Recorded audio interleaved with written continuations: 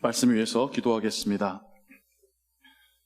하나님을 예배하며 하나님의 말씀을 듣습니다. 바울이 빌립보 교인들에게만 하신 말이 아니라 하나님이 지금 우리에게 주시는 메시지로 듣습니다. 그리고 우리의 시대 가운데, 우리의 삶 가운데 이 말씀이 목자의 지팡이와 막대기 되기를 원합니다. 우리 발걸음의 등불 되기를 원합니다. 성령께서 우리로 깨닫게 하시는 생명의 말씀 되기를 원합니다. 말씀으로 은혜 주시고 또 말씀에 순종할 수 있도록 우리를 도와주시옵소서.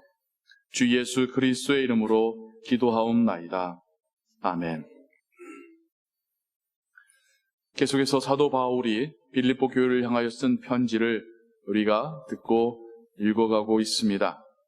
지난 주일에 말씀을 통해서 무엇을 들으셨던지 기억이 나시나요? 표대를 향하여 라고 하는 제목으로 바울이 자신의 신앙의 여정에 이제 그 마지막에서 이제 자신에게 남은 거라고는 예수 그리스도처럼 죽게 되는 것과 다시 부활하게 될 것이 남아있음을, 이제 자신의 여정에 다른 것이 보이는 게 아니라 그동안 했었던 이 선교 사역의 다음 프로젝트라든지 아니면 그때 만났던 사람과 재회한다든지 아니면 해결하지 못했던 그 일을 다시 해결한다든지 아니면 평소에 내가 위시리스트로 갖고 있었던 거 이거 다 그게 아니라 이젠 정말 하나님의 나라만이 보이고 그 나라만을 표대 삼아 그 나라만을 목표점으로 삼아 한 걸음 더 용기 있게 내딛겠다라고 하는 그 고백을 우리가 함께 들었습니다. 그리고 바울은 빌립보 교인들에게나 우리에게 우리가 우리의 여정 가운데 어디에 서 있던 그리고 나아갈 길을 하나님께서 알려주실 터이니 또한 믿음을 가지고 한 걸음 한 걸음 그 여정을 계속해 나갈 것을 당부하는 말을 들었습니다. 이어서 그는 이렇게 말합니다. 형제들아 너희는 함께 나를 본받으라. 그냥 이 말만 듣고 보면 와우, 바울이 자신의 삶에 대하여서 되게 프라우드하게 여겼나 보다라고 생각할 수가 있겠죠.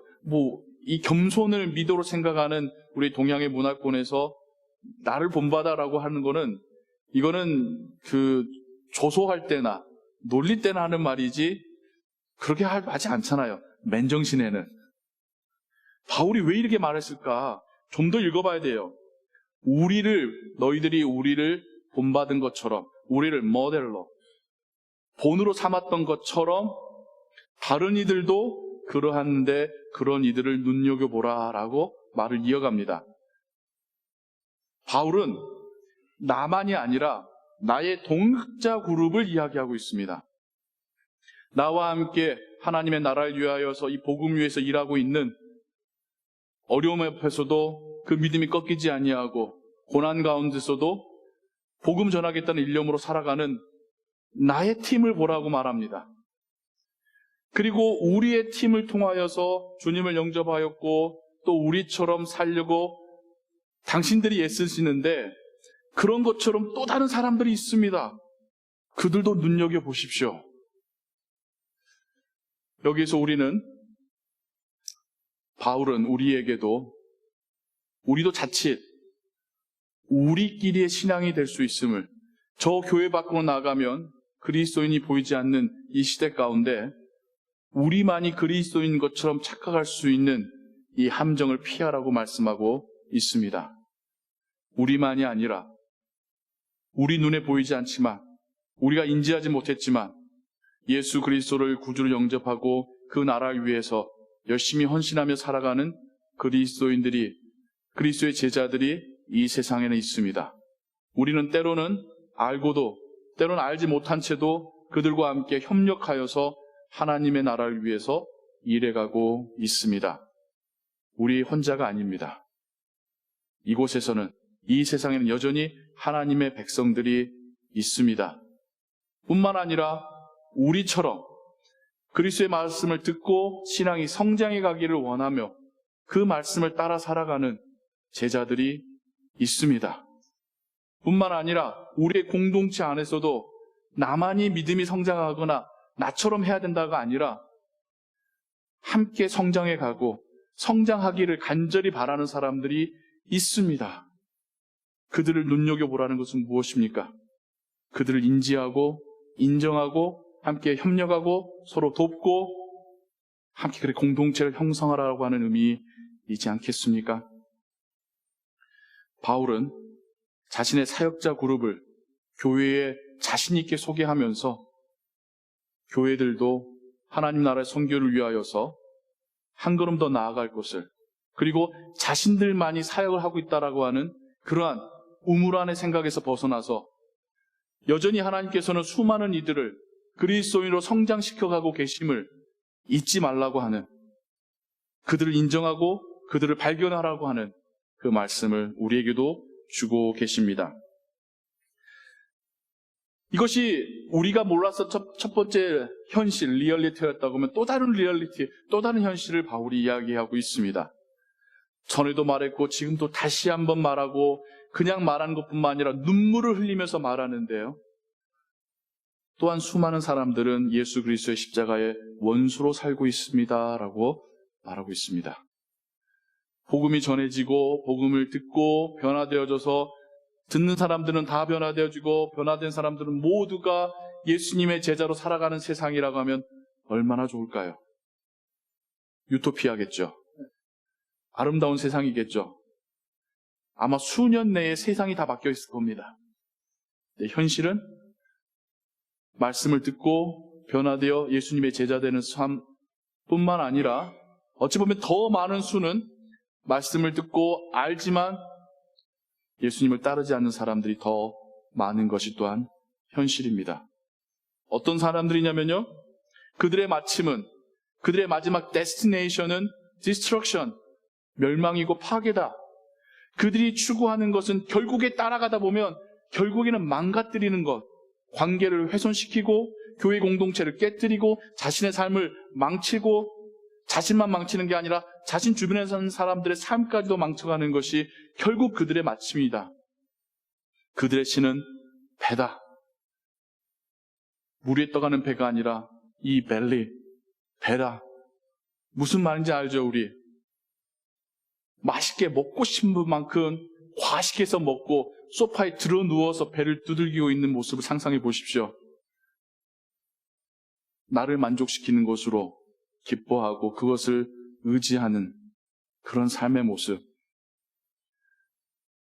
제가 직접적으로 이게 무슨 의미인지 말씀드리자면 오늘날 우리에게는 돈이 신이 된 세상을 우리가 살고 있습니다. 예전에는 그래도 낭만이 있었고 그래도 인생에서의 윤리라는 게 있었어요. 나에게 직접적인 무슨 보상이 오지 않다 할지라도 다른 사람을 배려한다든지 공동체를 위한다든지 품 있게 살아갈 그런 윤리라도 있었습니다. 그런데 이제는 아예 교과과정에 윤리가 없다는 걸 여러분 아시죠? 한국뿐만 아니라 미국도요. 국가 차원에서 교육 차원에서 윤리를 가르치는 것이 이제는 흔들렸습니다. 왜 그러냐면 기준이 없으니까요.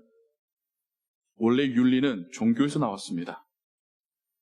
기독교만이 아니라 모든 윤리는 결국에는 종교에서 나왔어요.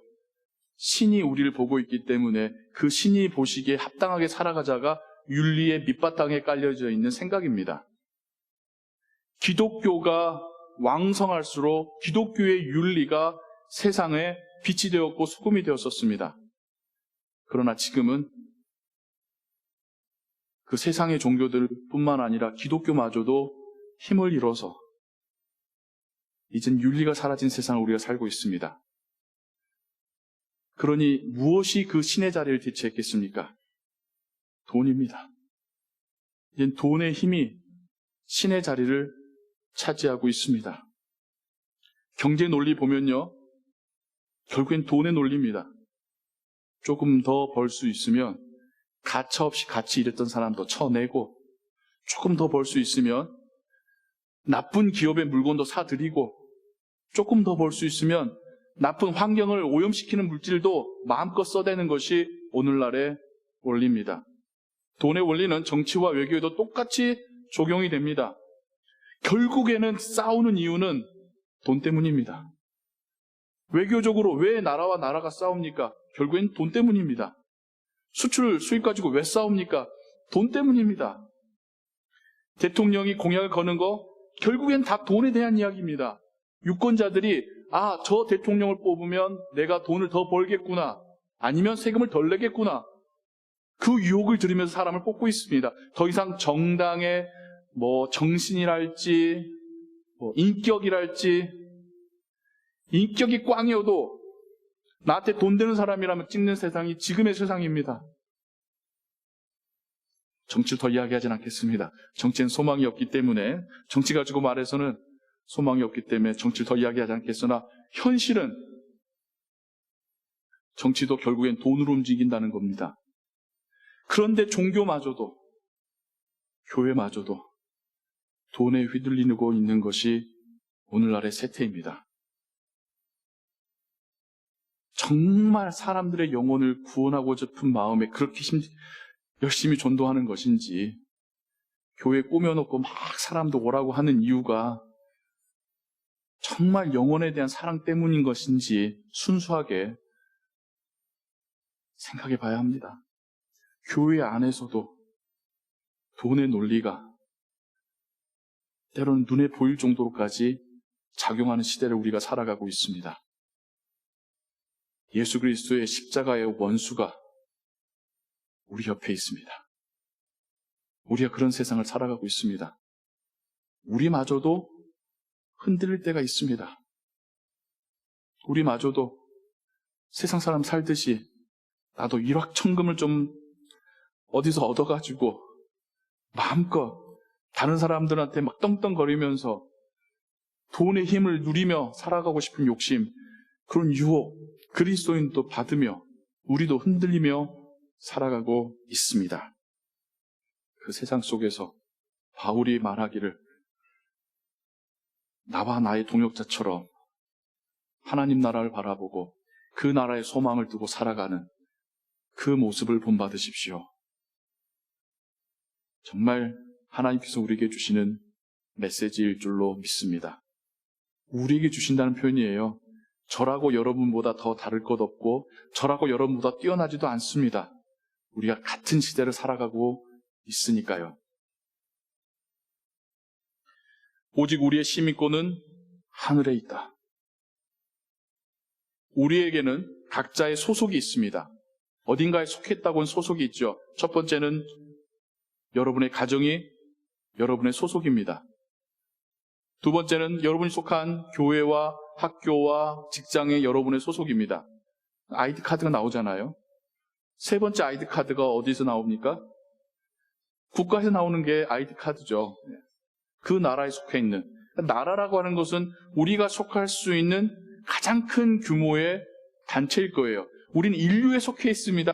근데 그거는 속해 있다는 표현보다는 그냥 전체를 지칭하는 거죠. 속해 있다는 것은 속하고 안 속하고의 기준이 생길 때에 속해 있는 겁니다. 그렇죠? 한국이든 미국이든 어디에 속해 있기 때문에 그것이 나의 아이덴티티요, 시티즌십입니다. 바울 시대에 로마의 시민권이라는 것은 엄청난 힘을 가지고 있었어요. 그래서 바울마저도 잡혔을 때에 심지어 황제에게 내 재판을 담당해 주세요라고 상소할 수 있는 권한이 시민권자에 있었고, 시민권자가 아무리 잘못했어도 가장 극형은 그들에게는 내리지는 않았었습니다. 그리고 잡혔어도 마지막 판결 날 때까지는 죄인이 아닌 것처럼 대우를 받았습니다. 여기 형법적인 뿐만 아니라 삶에 있어서도 시민권자가 누리는 많은 혜택들이 있었고, 바울도 그걸 알았고 빌립보 교인들도 그걸 알고 있었겠죠. 빌립보 교회 안에서도 로마의 시민권자가 있을까 하면 시민권이 없는 분도 있었겠죠. 그리고 그 안에서도 내가 로마의 시민권을 갖고 있다는 게 사람들에게는 엄청난 자신의 소속과 자기 정체성에 대한 프라우드와 권리였겠죠. 하지만 바울은 그들에게 여러분이 로마에 속해 있는 것으로도 그렇게 자신만만하고 그렇지 못한 사람과의 구별을 느낀다면 진짜 우리가 바라봐야 될 시민권은 하늘나라의 시민권입니다 라고 말하고 있는 것입니다. 시민권 이야기 나오니 이민 온 여러분들이 더 삶으로 느끼셨었던 그런 과정들이 있으시죠. 없었을 때 느꼈었던 불편함, 그 종이 쪼가리 한 장 받았을 때 느꼈었던 그 자유함과 허탈함. 그런데 하나님의 나라의 시민권은 그것과는 비교되지가 않습니다. 이 세상에서 아무리 우리가 조금 힘들게 산다 할지라도, 조금 가난하게 산다 할지라도 하나님의 나라의 영원함은 우리에게 약속해주고 계십니다. 하나님이 우리의 삶에 평안과 만족감 주실 것을. 이 땅에서 좀 덜 누리고 살았다 할지라도 하나님의 나라는 우리에게 약속해주고 계십니다. 하나님 우리에게 영원한 기쁨과 행복을 주실 거라는 것은, 우리가 여기에서 사람과의 교제에 목말라 있기도 하고 그리워하는 사람도 있고, 하지만 하나님의 나라에서는 우리는 영원하고 온전하고 깊이 있는 교제를 누리게 될 것입니다. 이 땅을 살아가는 사람들에게, 이 땅을 쫓고 있는 사람들과 하나님 나라를 소망하는 사람들 사이에서의 차이점은 정말 그 나라가 존재하는지에 대한 믿음이 차이점이겠죠. 말로는 믿고 있다 하지만 정말 마음속에는 믿음이 없다면 나에게 더 현실적으로 믿겨지는 이 세상의 돈과 권력을 쫓아가게 되는 겁니다. 하지만 내 마음속에 하나님의 나라가 정말 믿어진다면 이 세상의 것으로 흔들리지 않겠죠. 혹 오해하시면 안 돼요. 내가 좀 일 좀 더 열심히 하느라고 교회 성경공부 빠졌더니 하나님이 이런 말씀을 주시는 건가? 내가 우리 아이 좀 더 교육시켜 보겠다라고 주일날 한번 빠지고 어디 좀 갔다 왔는데 하나님이 지금 이거 들으시면서 나 정신 차리라고 하시는 건가? 우리가 하나님 말씀 듣다 보면 꼭 우리 안에 자기 편끼리 총질을 할 때가 있습니다. 여기서 말하는 정도는 교회를 망가뜨리고 신앙을 버리게 만들 정도의 세상의 삶이지, 우리가 하나님께서 우리에게 부여하신 가정을 돌보기 위하여서, 그 가정을 먹이기 위해서 일하고 아이를 교육하고 내가 사랑하는 사람들과 기쁨의 시간을 나누고, 이것에 대하여서 비난하는 것이 아닙니다. 행복과 쾌락은 어찌 보면 일직선상에 있어요. 행복이 지나치면 쾌락이 되는 거잖아요. 열심히 지나치면 중독이 되는 거잖아요. 정도가 벗어나는 것이 죄인 것이지, 하나님께서 우리에게 주신 삶을 영위하는 것이 죄는 아닙니다. 그럼 그 기준은 어디에 있을까요? 하나님 말씀에 있죠. 하나님께서 지으신 우리의 삶과 육신, 우리에게 주신 가정, 우리를 보내신 그 일터에서 하나님께서 말씀하신 그 정도 안에서 우리가 최선을 다해서 일해서 벌고 먹여 살리고 교제하고 베풀고 나누고 때로는 세워가고 때로는 모아가고, 이것은 하나님께서 축복하신 삶입니다. 그런데 거기서 정도가 지나쳐서 그것이 나의 신이 되어지고 나의 위로자가 되어지고 그것이 있어야지만 내가 불안하지 않는 상황까지 갔다면, 그러면 우리의 신도 배가 되는 것이겠죠. 사도 바울은 본인도 그렇지만 빌립보 교인들에게도 하나님의 나라를 소망하며 이 땅에서 겪게 될 때로는 어려움과 때로는 유혹 앞에서 흔들리지 않을 것을 당부하고 있습니다.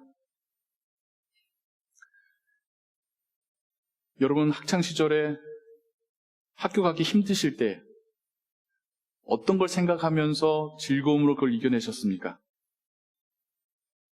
때로는 소풍일 수도 있고 때로는 방학이죠. 학교 가기 싫어, 잠 더 자고 싶어, 더 놀고 싶어. 지금은 못하지만 그래, 소풍 때는 맛있는 거 먹고 좋은 데 놀러 가겠지. 방학 때는 내가 마음껏 잘 거야. 직장인이 되셔가지고 직장 가기 싫을 때 있으시잖아요. 오늘 일하기 싫어. 그때에 어떤 생각으로 여러분 그 힘든 걸 이겨내십니까? 휴가 생각 아니면 뭐 월급 생각이든 아니면 가족들 데리고 갈 여행 생각이든, 그거 생각하시며 그래, 조금만 참자 하시는 거잖아요. 여행 이야기가 나와서 그렇죠. 여러분들 가족과 함께 정말 가고 싶었었던 그 여행지를 정하고 날짜 어떻게든 서로 비워서 맞추고 어렵게 막 포인트 긁어가지고 비행표를 샀습니다. 갈 때까지는 여러분 행복하지 않습니까? 힘들 때라도 그거 생각하면서 조금만 더 버티면 거기 갈 거야. 하나님의 나라가 그러지 않을까요?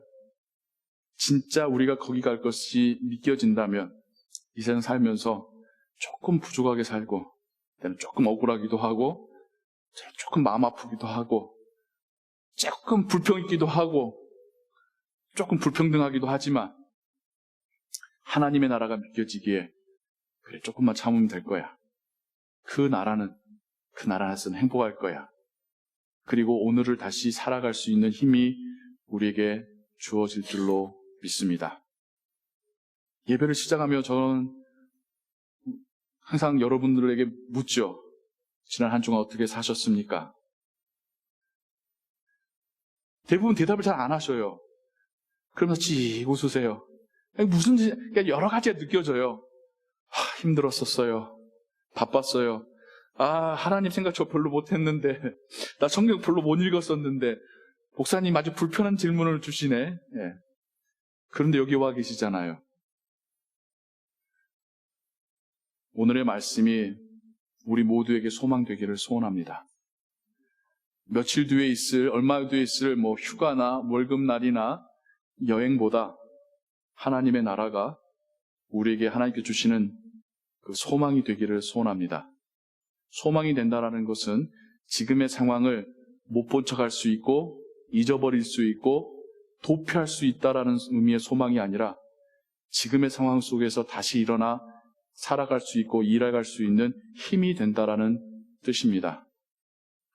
우리의 매일의 그 바쁘고 지치고 때로는 망연자실하고 때로는 너무나도 쳇바퀴 같은 그 일상 속에서 하나님의 나라가 예수 그리스도의 구원과 그분을 다시 만날 것에 대한 소망과 확신이 우리로 하여금 다시 걸어가게 하고 일하게 하고 하나님께서 우리에게 맡기신 가정과 교회와 일터를 돌보게 하는 힘이 되시기를, 우리 삶의 이유와 목적 되시기를, 그렇게 살아계신 하나님을 경험하시기를 주님의 이름으로 축원합니다. 기도하겠습니다.